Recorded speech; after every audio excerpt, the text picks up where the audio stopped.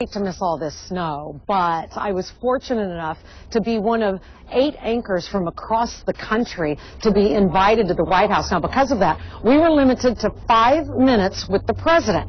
So I asked Mr. Obama the resounding question you all posted on Kate's Facebook page. Now, overwhelmingly, you want the president to talk about comments that he's made about corporate aviation. And those are comments that many say have been destructive to Wichita's aviation industry.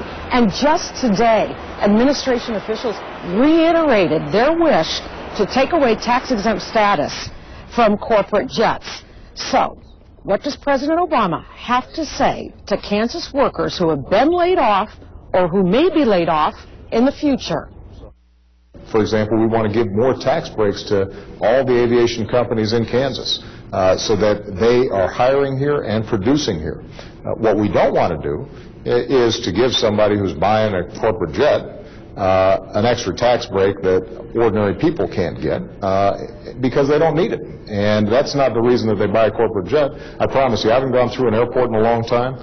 And the reason people buy corporate jets is it's extremely convenient and they can afford it. And they don't need an extra tax break, especially at a time when we're trying to reduce the deficit.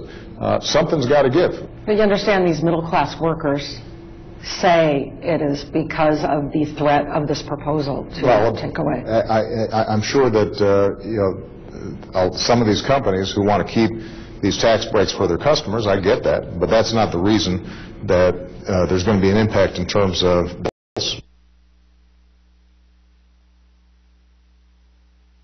the proposed tax-exempt status would have any effect on sales whatsoever. And as a matter of fact, at today's National White House briefing in the White House press room, the administration reiterated its stance on the fact that they want to take away this tax-exempt status from corporate jets.